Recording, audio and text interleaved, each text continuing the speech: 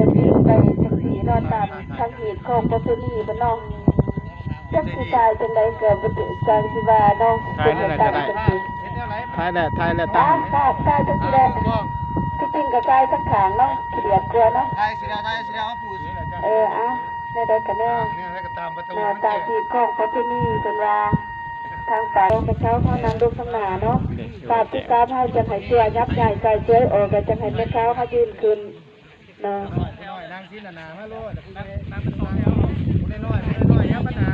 ยับปัญหาให้พี่แกมาอยู่ข้างหลังร้ามาในห้องน้อยนะยับปัญหาโลด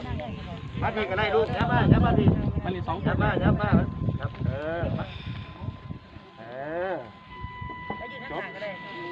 บญาติพี่น้องเป็นหนุกเนาะเพราะว่าตั้งแต่นิมนต์สนิทเลยพี่น้องเขาเป็นญาติเวลาตายเนาะเรื่องงานเรื่องนี้พี่น้องพี่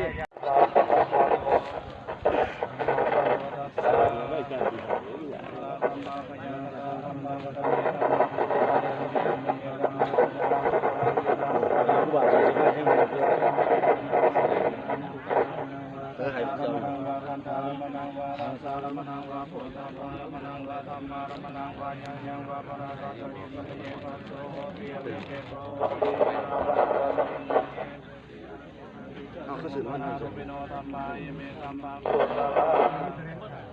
เราปะภาวะยะธรรมิโนคุณกะต้องไหนนะพ่อที่นี่พ่ออะไร3 ส่วน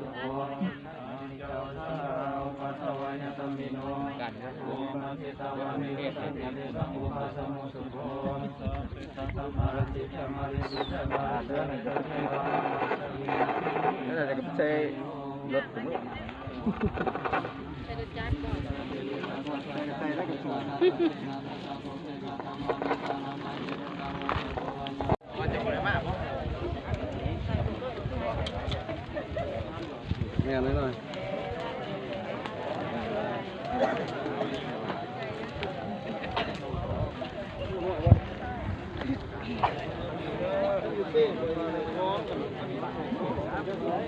พวกจะกันซ้อมแล้วโอ้ยว่าน่าจะทำอยู่คนเดียวซ้ำว้ายหลบไปเลยเพื่อนเลย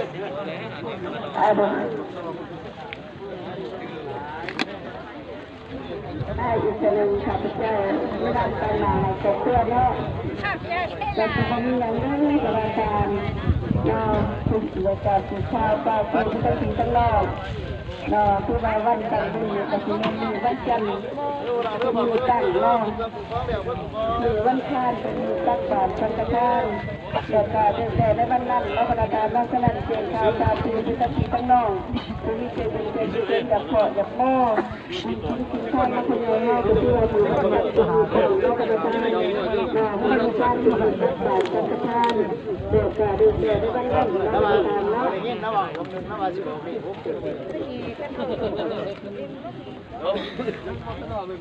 เราเรื่องท้ายเขาดีก่อนเดี๋ยวเราได้ทุกคนก่อนไปเข้ามาที่เดี๋ยวจะให้คุณทำตัวดูเราต้องอยู่ใจกับคุณแม่เราตรงบุญกุศลจะยังให้ถึงเชื่อเมื่อกันเป็นเสียงเรียงน้ำกับเป็นคุณได้ด้วยกันใช่ไหมที่สุดเป็นใจเดินไปกับคนกันที่เรือคุณกันกันนั่งบริการนักน้ำเกี่ยวกันไปอยู่กันนะยึดไข่เกี่ยวกันดีกันแน่ขาดมไม้ใจเสียกาดีใจน้ำจุ่มดวงวิญญาณแค่นั้นเนาะบรรดาการนสนันเวลาการหาการเชิญกันบรรดาการเนาะวันนี้จะเป็นไล่เอาดอกย่อจะไม่เกินแต่นี่ก็การด่าก็เป็นยอมที่กันมาเล่าเขามีคนสมาธิเบื่อเพโลกบรรดาการเนาะมันเป็นเบื่อใช่ไหมเขาบอกว่า